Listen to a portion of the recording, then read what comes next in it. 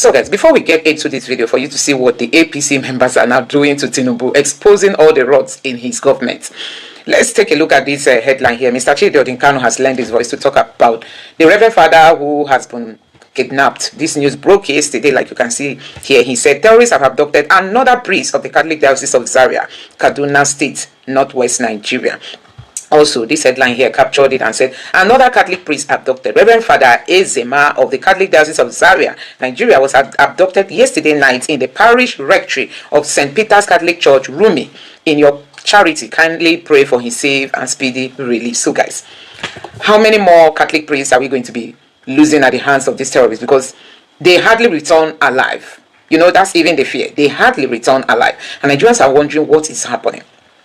Anyway, I'm going to be taking some of the reactions towards the end of this video, but let me allow you to take a look at how the senators are now rubbishing the Tinubu's government, exposing him with all the on all the ransom and negotiation and all kinds of things that they are playing with these bandits. People have argued that the new defense minister is not going to change anything if Tinubu is not showing any political will in ending insecurity in Nigeria. Now, this person reacted and said the Catholic Church has suffered the most kidnapping and killings of clergy in Nigeria, with more than 145 priests targeted since 2015, making it a global epic center for such attack on Catholic leaders. Urgent international and local intervention is needed to curb this crisis. So guys, you can see the number of Reverend Fathers that have been taken. This person said, Tinubu, something urgent needs to be done to rescue the Reverend Father so that they won't buy him like the other pastor and his wife still in custody of the abductors. Don't forget, this Reverend Archie has been in custody of his captors, while his wife and one of his children are still there in captivity till now.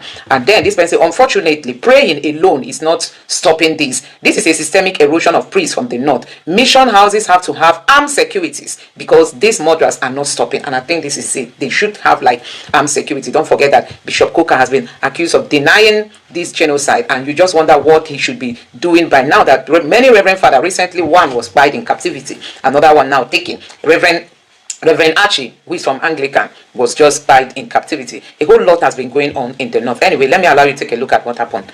How can we negotiate? And on the floor of this Senate, many distinguished senators remind us that people know where these terrorists are. They know their roots. And in any case, if they didn't know them, how do they negotiate with them? Because once the armed forces is demystified, there is no state. It is the power of the state. It possesses the monopoly to use instruments of violence to liquidate anyone who threatens the existence of the state. We must stop ransom payments. And in doing that, sir, even when ransoms are being paid, some other, because people want to do that, we can track the money is being paid and where does the money come from. There is a lot you can do using the banking system that we can do these things and track those things backwards. The use of technology is very important. And like I said, sir, if we're able to have a database and every Nigerian has a number linked to everything you have electronic, we can monitor anything. Can win this war? I thought that is begging the question. What we expect from you is assurance. We will win this war. We shall win this war. Not can. Can is about potential. We have talked too much about potentials. Under your leadership, Nigeria will win this war. Under President Bola Ahmed Tinubu, we shall win this war. That's the kind of assurance we want. That's it. There have been a couple of observations that people have raised. When young men and women are kidnapped, state governors and other stakeholders are panicking, people are responding differently. For example, we have seen reports of armed terrorists coming out of the bush and negotiating with a subnational government. And people are like, how can we negotiate? And on the floor of this Senate, many distinguished senators remind us that people know where these terrorists are. They know their roots. And in any case, if they didn't know them, how do they negotiate with them? Because once the armed forces is demystified, there is no state. It is the power of the state. It possesses the monopoly to use instrument of violence to liquidate anyone who threatens the existence of the state. So for many people, they can't understand why the state or anybody purporting to represent the state will negotiate with bandits. They come to the city, and then after negotiations, they go back. There are other stories that one cannot verify about people wearing uniforms or people they have killed and so on and so forth. Like has been said, I don't think any one of us here has any iota of doubt. If anything, I have been congratulating many people who come to me that yes, for several reasons, your appointment is a bold statement, even to enemies of Nigeria outside Nigeria, who sought to polarize our country along religious lines. Your appointment has shut their mouth down. So, in all respect, I'm pleased, I'm happy, my confidence is reinforced. But sir, I need you to change your statement that we shall win. Number two, whether or not it makes sense for the state or sub-nationals to negotiate with terrorists, carry weapons into the city, and then going back, as we see, these are reported from time to time, and we have seen governors saying after successful negotiations, they have achieved something. We just need some assurance from you. I think that is all. Your competence is not in doubt. The president's capacity to identify competent hands has never been in doubt. I ask somebody here, have we ever condemned any? I think you are yet another addition to President Bola Ahmed Tinubu's determination to put not round peg, square peg in a square hole. That is what you represent. But I just need some assurance to tell my children they don't have to worry. We have a new sheriff in town. Thank you very much, sir. I think you spoke the minds of all those whose hands are up. Why are we having the resurgence of criminality? We know towards the end of every year, there is always this upsurge. People want to make extra money in whatever it is they're doing. The Sahel is there. The world terrorism agent is increasing in its attacks all over the world. So it's not only Nigeria because we are not isolated. And that's why we're having this pressure. What we need to do, sir, is working together as a team in addressing, making sure that we address them within Nigeria and do not give them any freeway, any aspects that they need to do. We must stop ransom payments. And in doing that, sir, even when ransoms are being paid, because people want to do that, we can track the money is being paid and where does the money come from. There is a lot you can do using the banking system that we can do these things and track those things backwards. The use of technology is very important. And like I said, sir, if we're able to have a database and every Nigerian has a number linked to everything you have electronic, we can monitor anything. I think that's areas that we need to look at and be able to address. Again, the issue of the maritime environment, very, very challenging environment that is there, again, linking with the border, especially Akwa Ibom to Cameroon and those other areas. We know there's a lot increase. Normally, when the pressure is on in the south-south, you go back into issues of sea robbery and piracy and these issues on ground. Again, issues of cultism and all these things. Now, we make sure that our operations within those areas are enhanced using the Operation Delta Safe, expanding their reach. Initially, because those areas were a bit quiet, they didn't extend them. But now what we have done even before I left is we've extended operations within those areas to be able to address those maritime environments, to make sure that we stop these acts. Because there's issues of kidnapping coming from those areas. Collaboration, sir, is critical. No one individual can do this together. We must work. Sir, it says no to negotiation. There is no negotiation with any criminal. And I think that should be made very, very clear. We are working together. We're going to work together with the NSA's office to ensure that states don't adopt such things, because those things compromise security. And to tell those that nobody, if you negotiate with them, they will never abide by it. It's just a moment. When they do that, they want to buy time to buy more arms, and then they were going to come. And we have seen it repeatedly. There are even localities that have done that. They still come after them. You are still a general. A general doesn't retire. Once you come out, you are still a general. With this litany of generals you have come here with, all of them have rich experiences. I just want to tell you that we expect so much from you. This country is passing through a grave situation. You will notice that my brother, Senator Sani Musa, touched on the declining enrollment in the armed forces. Before, our youths were struggling to join the armed forces. No, But today, it's no longer like that. I want to ask. No. Yeah, up till now, sometimes over 10,000 will apply, and they only have 300 chances. Yes. So what I'm saying is that the number is still up. The quotas are not taken across the country as allocated. I'm telling you, I'm coming. I'm just telling you that we still have. Let's ask Mr. President, Mr. President. If this is that means we have exhausted ourselves. No, I'm coming. I flew to Enugu with an officer who went to work on recruitment. And I was told that people from that region are not, I'm sure it's the fact that you know, please, they are not joining. Because they say that when they join, they are sent to the northeast, where they die. Senator Omen, restrict yourself to the issues, to the subject matter. Screening of the nominee, not your discussion with another. So I'm telling you right now that even today, even if it's immigration, they oversubscribe. If the army oversubscribe, how can we be talking like this?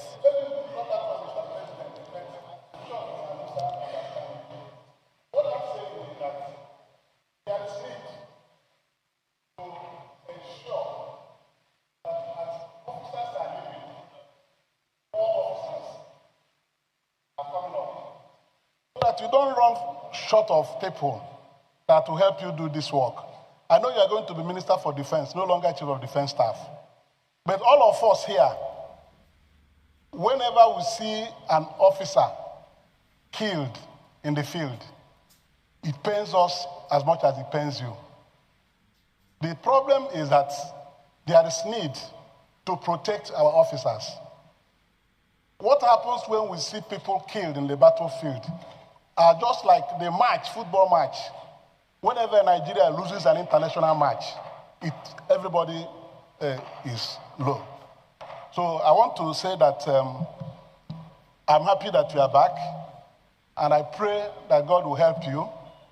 And without saboteurs in the armed forces, there are saboteurs in the armed forces that have been responsible for the things we are seeing that are very unsavory. Look deep and see how not everybody carrying arm is a patriotic military officer. So that those who are against this country are weeded out, and those who are strong enough in patriotism are pushed forward. This is what I have to tell you. May God be with you. Thank you. There's a revelation made by Daniel Buala, spokesperson of the president, talking about how the government is ready to bring out the list that contains the name of terrorism financiers in Nigeria. Recall, we have a name already, 400 and something names being given to the past administration, or rather to the president, because we know the government is continuing. And later we'll have another one, 0 down to 14 names, also made available to the president. Zazagola also printed out another information, talking about people who are financing this, even the Bureau of Change offices and how the monies are being wired and all that. So why do we need another time or extension for people to be prosecuted and also offices, organizations to be brought to book? This government is, the more you look, the less you see. It took Mr. President 2 years to give us a list of ambassadors. And when the list came out, it's nothing to write home about. It was just like the same list that happened during the prerogative of mercy. So a government that wants to act, a government that is on, that is moving forward, a government that knows what it's doing, you don't need to tell people you want to release. Let the government start by saying, okay, the 400 names that was given, publish it. Let people know. You see, what the government doesn't understand about this whole idea of putting out there those who are responsible for sponsoring terrorism and banditry is that once those names are out there, you've cut off the lifeline of these bandits. And that's how it works. But I think the government is not being, nobody's taking the government serious anymore. because we know that when the list comes out, we may likely see names that will shock us. Now, when you say no one is taking the government seriously, recall that there was a list made available. We talked about that already. During the time of the former president Buhari, and it was more like no one said anything about it. No one is willing to tell Nigerians what is happening. So don't you think at this point, with the revelation made by Bwala, that in no distant time, Nigerians will have access to these people, or even in the international world, will have access to these persons and other organizations? Don't you think that's more like a work in good direction? Recall also that today we learned that the First Minister, Baduro, resigns. He cited health issue and all that. And he said something about the incessant insecurity in Nigeria leading to his resignation. Let's also look at what Ribadu talked about. He said he went somewhere, or rather that the children kidnapped from the St. Mary's Catholic School in Kotangora in Niger State are in good shape. Are we seeing the government? Well, let me take it from Nuhu Ribadu. If he's saying that they're in good shape, has he seen them? Has he communicated with them? Probably that's what he did. Because the bishop of Kotangora has come out to say nobody has given us any information. You know they've had a protest on Sunday. The families of the kidnapped children. Do you know why they went on protest? Because the governor said what he shouldn't have said. The governor said, "Oh, these children are not kidnapped; rather they are missing." That's the height of insensitivity.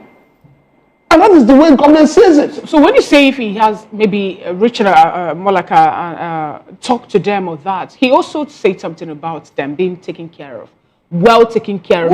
No room for alarm. We shouldn't be alerted. See, when you say they're being taken care of, what it means is that you know where they are. You know the people holding them. Look at the one that happened in Katsina. Bandits had the temerity to do a video talking to the children, asking them questions and telling them that we are letting you go not because of the force of your government, but because of the negotiations that has come out with your government. So if the body is not telling Nigerians that, oh, these children are in safe hands, they are being taken care of, then it means that the body know where these children are. Okay. All right. Mr. Elvis, let's bring you into this conversation. You have followed it. So now we have Daniel Bwala come to tell us that, look, the names, that was the names that were given to the government, previous administrations, I think it's more than how many years now? It was during the Buhari era, administration, and we didn't do anything, up until this moment that we are under pressure, the heat is on us to do something by the United States of America. That was not the only list. I think twice. Now we hear the presidential spokesperson say, look, we are working on it very soon. We are going to make it open. In the first place, is that what the government should tell us, that they are working on the list? Or government telling us that, look, we have apprehended, names on those lists, and we are actually, as a matter of fact, prosecuting them and trying to cut off that supply? What should it be? What should the government tell us at this moment? Well, the government is telling us that they are working on the list. Let us believe that probably they don't want to. This is a government that will be publishing names of dead people, even board directors and appointments. So probably they want to scrutinize this list so that the trajectory they are known for, publishing names of people that are not alive, people that are elderly, people that are even doing well in their respective businesses, and the government now calling them on board. Maybe they want to scrutinize that list and make sure that before they release it to Nigerians and the real genuine terrorist sponsors that Nigerians have been hoping for. The list is overdue quite well. We have been hoping for this because I keep telling people that the boys, those ragtag boys in the bush that comes out to take AK-47 to pick Nigerians into the bush, they are not the terrorists, Mr. Koro. Those boys are not the terrorists. Those boys are just victims of circumstance. Those boys are still the ones that are still on the street now, Amajiri, whom the northern state governors refuse to take care of. So when opportunity of this nature comes, they don't even know what the opportunity is all about. They just fall victim. If you cut the lifeline by arresting these the terrorist sponsors and prosecute them, those boys will be hungry in the bush. They'll come out, they'll drop this gun. Once there is no bullet on that gun, their power is defeated. Once there is no food, their power is gone. Those boys are just like what we saw during that protest when we started seeing children holding a different country flag, and those children were arrested because they just hold that flag. They don't know what they were holding. That's the same thing you see with these boys. If these boys don't have motorcycles, petrol in that motorcycle to move to the town, those motorcycles will be useless. All right, Elvis, you know, when Buhari became president, a lot of Nigerians felt that, oh, because of his campaign promises and all of that, that insecurity was going to end in 6 months. Former head of state, military general, and all of that, a lot of Nigerians believe that, look, we'll come to an end of this. But it didn't happen. Instead, it first started, you know, under his... Now, when Bola Ahmed Tinubu came in, there was a political angle to it. Okay, there's this conspiracy theory that the North is using it for something, and that Tinubu was going to fight it. We haven't seen that. He's dilly-dallying, you know, he's tiptoeing around all those issues. Do you think that there is another political coloration, you know, around his inability, quote and unquote, to fight this insurgency, terror, insecurity? Because as a matter of fact, as the commander-in-chief of the armed forces, he has what it takes. Jonathan did it. He tried to push back, you know, and they said, oh, no, we don't do that. Politics again. So what will be the political coloration this time? The second thing, it's as simple as that. By the time they get into Aso Rock, let me tell you, the politicians are not interested in you and I. They're interested in the next election, how to get themselves back. They have stooge who sell this dummy to them when they get into the seat of government. The president now just become like a weakling, even though he's having all that big paraphernalia, that big toga as president and commander-in-chief. The people will tell him, this is not the time for you to do this because you are coming for a second term. That's what you are seeing. And again, all the people you are seeing, even the list you are expecting, you'll be disappointed because most of the names that are going to be in the list are not even going to be the real name. The major names that are, you know, perpetuating this insecurity are the major financiers of politicians. Their names will not be there. So these are some of the reasons why the president gets there and feel like he's handicapped because he wants to get back to the office for a second term, not minding whether Nigerians are in the bush, Nigerians are killed daily, slaughtered daily, or whatever. All right, thank you so much, Mr. Elvis. Let's take the conversation to Joseph Igoche, who is a security expert. Good morning, Joseph Igoche. Good to have you join today's conversation.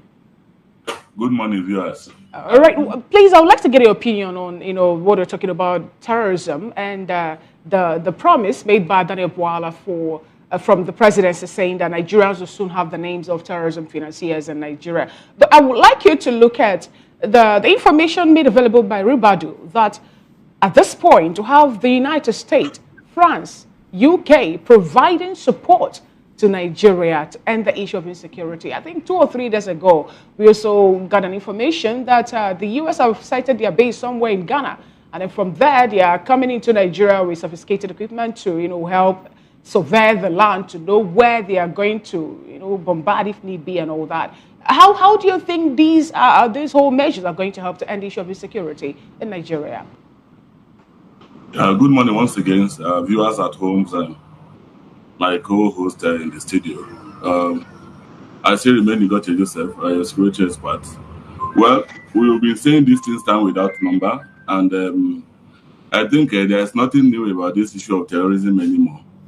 We keep saying the same thing often and often. I think the only link that is missing is the action about the people who have the will and who has the power, who have the resources to let it work.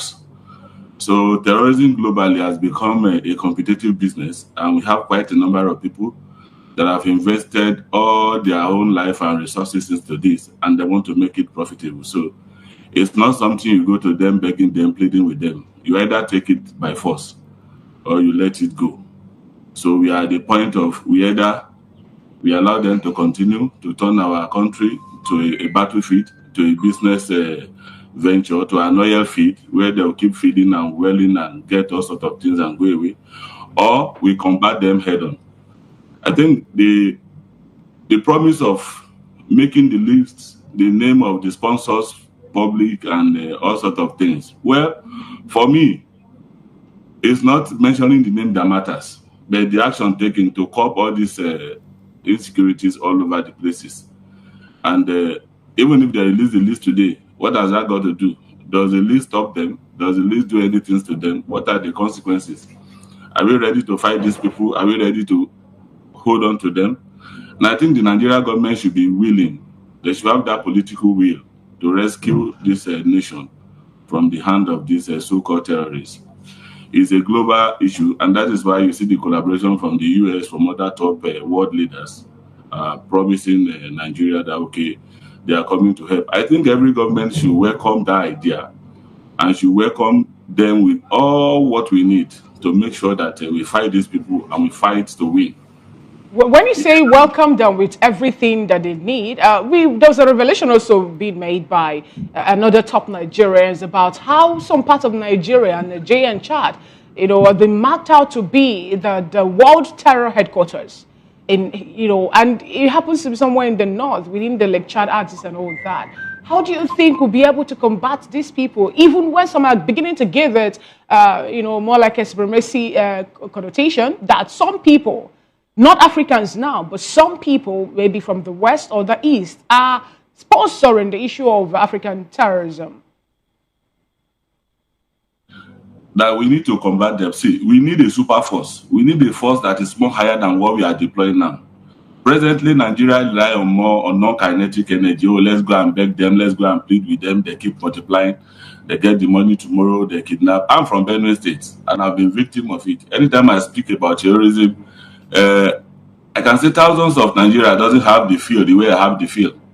It's not something like bread and butter, This guy came from nowhere and do whatever they wants to do and left the entire country, just the way it is. So what I'm saying in essence is this: the way it is now, and right now the way it is, if we want to really fight terrorism, I don't think it's something that is within the power of Nigeria as a nation. Even if we have the power, we have the political will. Are the people at the helms of affairs now who are supposed to lead this war against terrorism, in one way or the other, are they not complicit in this case? So many interests will begin to come. So we need people that have this equipment, the right tools, and the right mindset. The mindset, first of all, the mindset, pull your resources together. The mindset makes whatever weapon you want to deploy to work. So what is our mindset? How do we view these people? Do we see them as a criminal? Do we see them as people to be eliminated? But when we still see these people who feed on human beings, who cannibalize people, and we are still seeing them as human, then there is going to be a problem. They don't see us as human. They see us more or less like, just let me say, more like food of they don't see us the way we see them. All right. So what I'm saying in essence is this: it's a welcome idea, it's a welcome development for the world leaders, the US, the other big countries are coming to help us to regain the land. So there is no way we can downplay these things. It's not something that we can handle on ourselves, because when we give it to ourselves to handle, we begin to bring religion into it, we begin to bring sentiment into it. Oh, this is a political issue, this is not a political issue. And the real things are growing, and Nigeria are falling victim every day. Interesting. Now nobody can travel home anymore. Thank you so much, Mr. Joseph Goche, for your submission. Honorable Ejiofor Igwatu, let's get your opinion on this topic. As a politician, what do you make of the call by Reverend Dachomo that the Muslim ticket to have in Nigeria is what is for the fuel and the issue of insecurity? He's calling for the removal of Nuhu Ribadu and also the Vice President Shetima. What do you have to say about this? Because people are talking about Nigerians not having, or Nigerian government not having the political will to end the issue of insecurity. And it's more like the terrorists are gaining sympathizers all over. What do you have to say about this, please, the Muslim ticket? The U.S. President Donald Trump has given President Nicolas Maduro his ruling that refusal quickly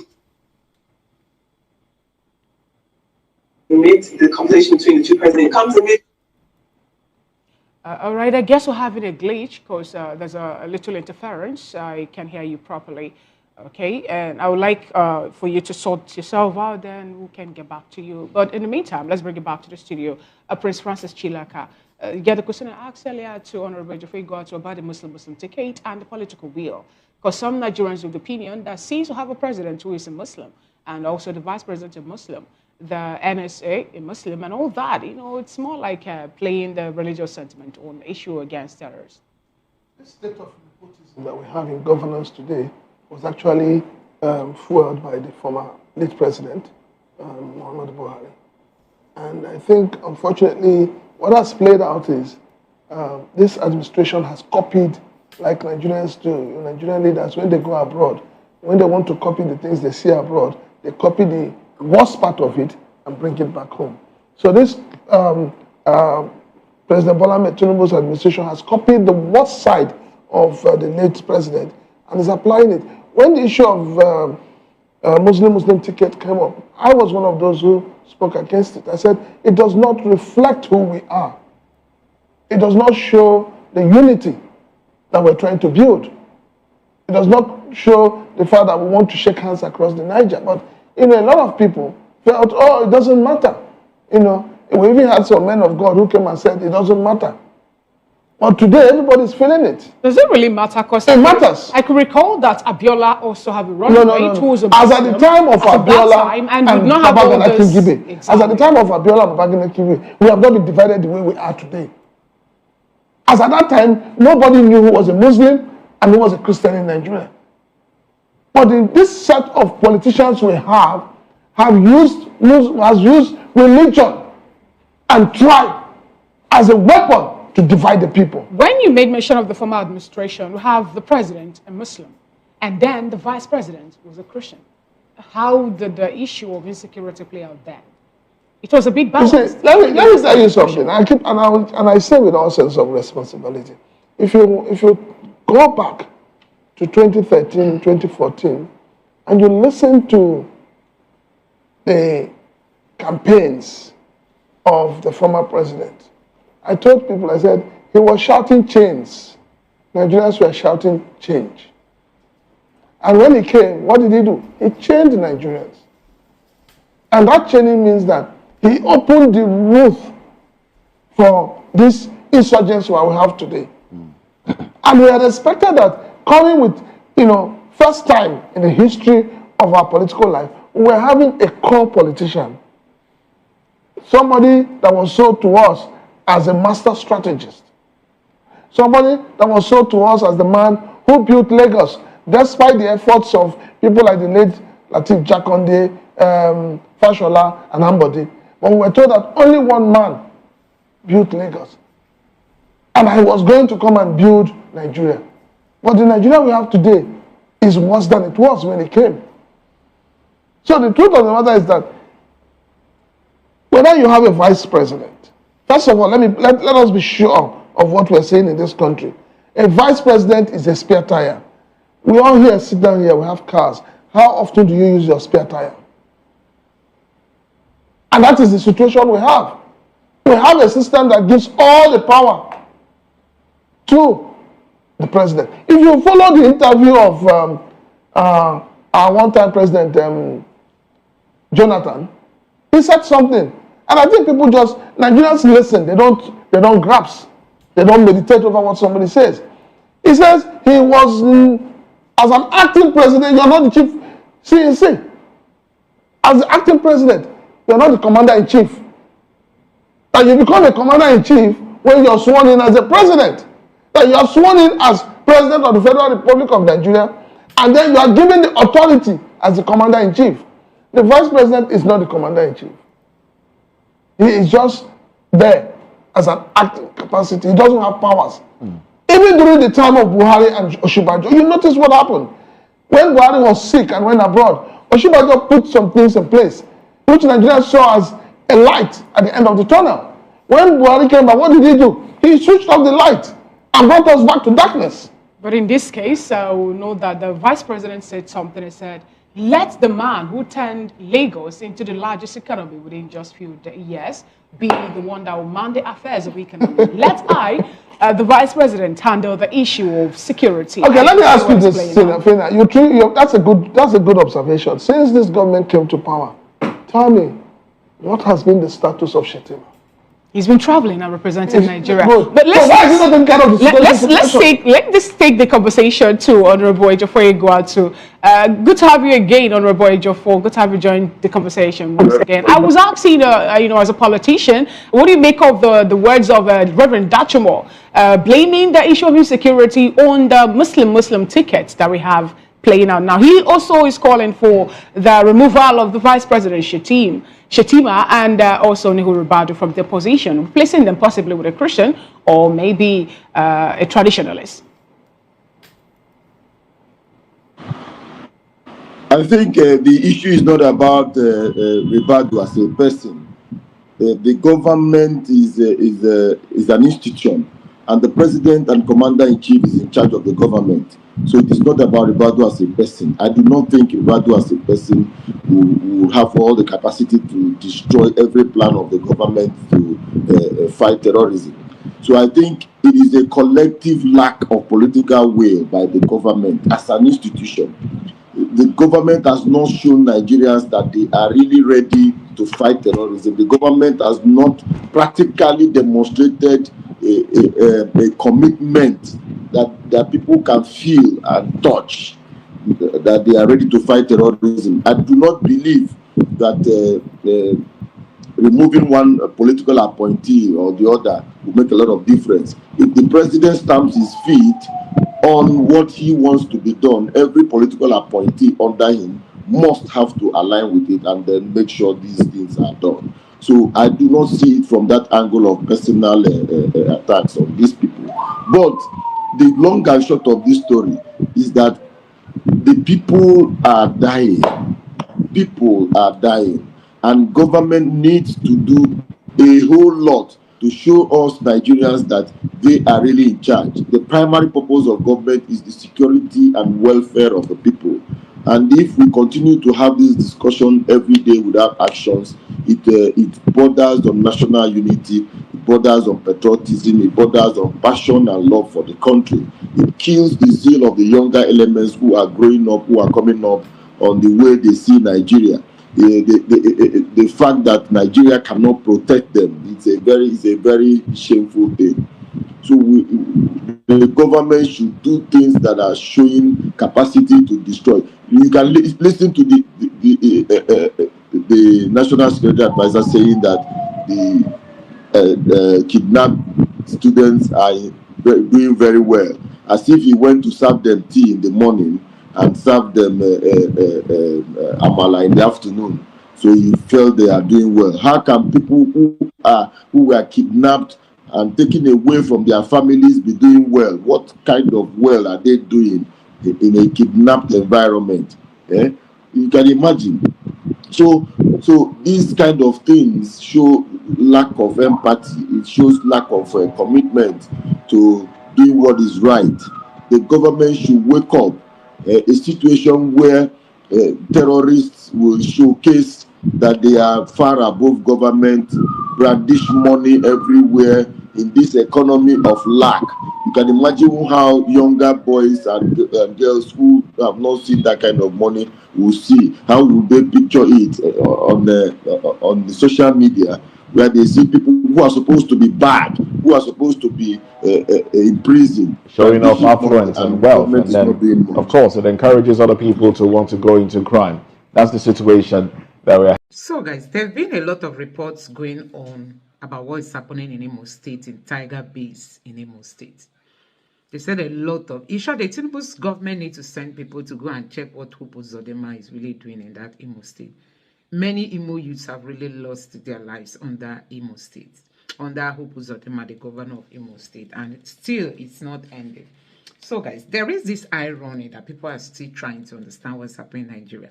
Look at these Fulanis, even though Trump is on, is trying to help Nigeria eradicate terrorism. Do you see their boldness? They are everywhere, be it Delta State, Enugu State, everywhere in Yoruba land, everywhere. They've penetrated everywhere. They own the forest.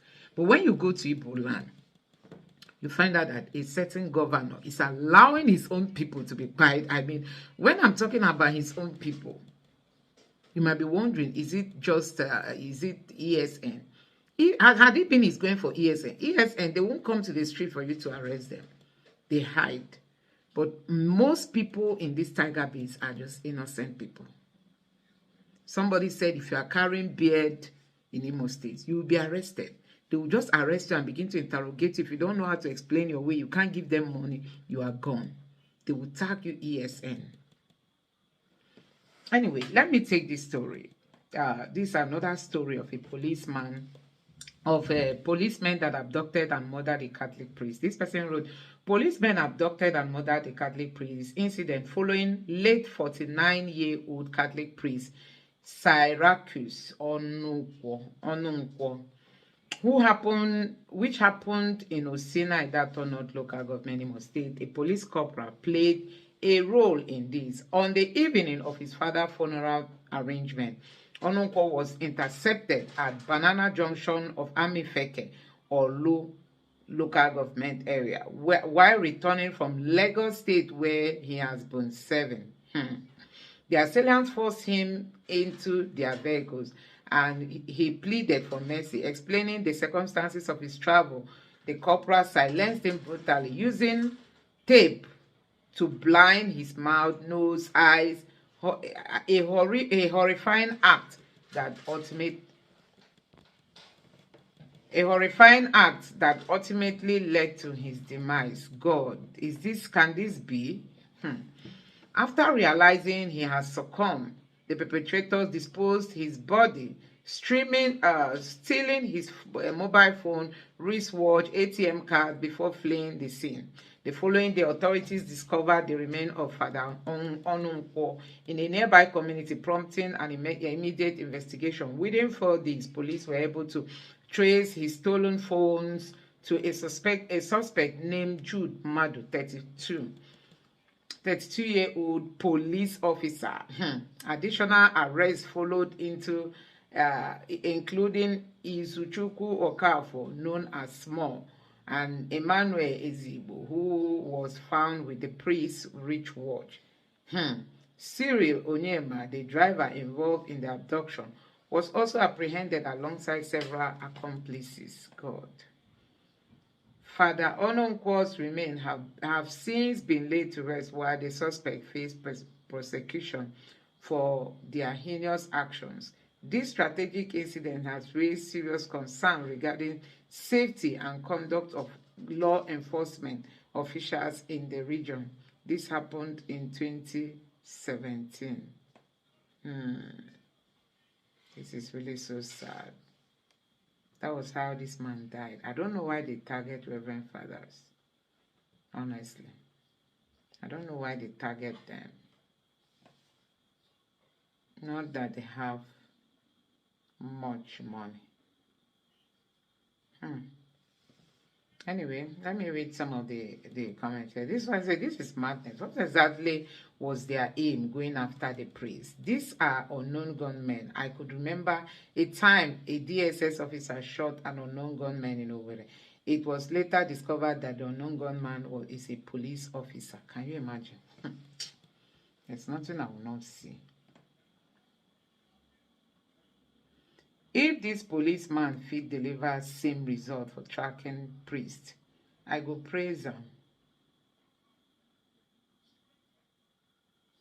Oh my God, this type of stories of police abducting innocent people, taking them to POS to withdraw their hard-earned money is becoming too common. Government policies are killing us. We are also killing one another. Why is Nigeria so lawless and irredeemable? Rest in peace, dead. Police will kill people in Southeast and target IPOB. Death sentence on proven criminal case like this should be allowed. This person says, it's no longer Simon Ekpa. Reality will hit Ndi Igbo hard. Ndi Igbo must learn the hard way. If the BLA kill those policemen now, you people will accuse them of killing Ndi Igbo, people's husband and father, innocent security men. Now you know who your real enemies are. Afam and Co were all over the timeline blaming everything on IPOB and ignoring the atrocities committed by the security forces. They must have blamed IPOB at this time of the incident. They are killing themselves and they will later blame the Fulani headsmen. So the policeman doesn't know the phone can be tracked or what. Anyway, what the gods want, who the gods want to kill, they first make him mad. They are our insecurity. This anyway. So a whole lot is happening currently. People are making reference to Tiger Base in Owerri. They said Tiger Base is a no-go area, that if you go to Tiger Base, you will not believe your eyes what you are going to see because of the the number of persons in Tiger Base, and that is raising a whole lot of questions as to what is the federal government doing for them to be allowing Tiger Base to exist in Imo State. Let me take you through another story coming from Tiger Base. Officers from Nigerian Police Tiger Base Unit Owerri abducted businessman John Bosco, falsely labeled him an IPOB member, handcuffed him on the street, killed him, and buried his body in a shallow grave. Hey, God, what are we not going to hear, Nigerians? What are we not going to hear in this country? Can you imagine? That's why they will tell you, I will buy you, nothing will happen. You see, so guys, Tiger Base is trending. Tiger Base, they say, is a very, very dirty, will I call it, is it a police?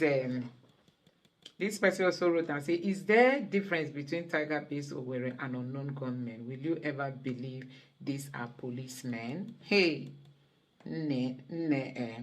look at them, oh, look at them. They said they are very horrifying, and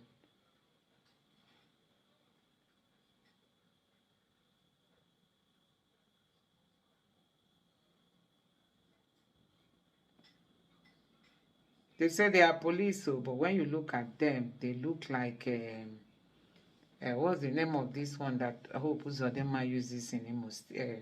Not Hope Uzodinma, Soluzo Agune Chamber. That's how they look. Now, this one say away from Tiger Base Owerri lies away from Tiger Base Owerri lies nnamdi at Akuzo SARS. His sole offense was publicly exposing with evidence the involvement of certain officers in organ harvesting in the southeast. Nnamdi deserves an immediate release and full compensation, while the officers implicated in the organ harvesting activities remain in service by all indication and still carrying out same crime. Hey, God, these are horrifying headlines. So guys, people are talking about this Tiger Base. This same person said, this is Tiger Base Owerri police officers. They are the unknown gunmen terrorizing our people. These guys are wasting many Igbo youths. And you need to be stopped. They need to be stopped as soon as possible. So guys, you can see it's like they are like operating somewhere here. Very horrifying. Very horrifying. So guys, you can see the way they treat people, the way they arrest people forcefully with gun.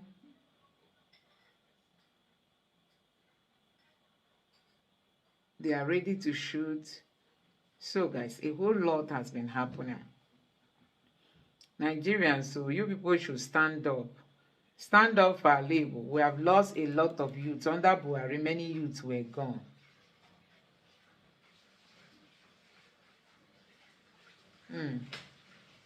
Nigerians, what is happening? A Tiger Base in Owerri. Anyway, let me take more reactions from Nigerians. This person said the officers killing Igbo youths at Tiger Base are all Igbo officers. Aside the commander who is Yoruba. Hey, the Satan is executing our people are all Igbos. The officers torturing our people to death are Akuzu SARS and Enugu Anti-Court. All are Igbos, but the commander is Yoruba. Can you imagine? We need more people like that. We need more people like Tiger Base Security Services here in our southern region to help deal with these miscreants IPOB agents of destruction that have not allowed our region southeast to have peace. This person is very sad. The way these people are really treating people, you know that they came with another intention. Anyway, guys, let me know your thoughts in the comment section below. Please don't forget to subscribe and turn on the bell notification. Thank you.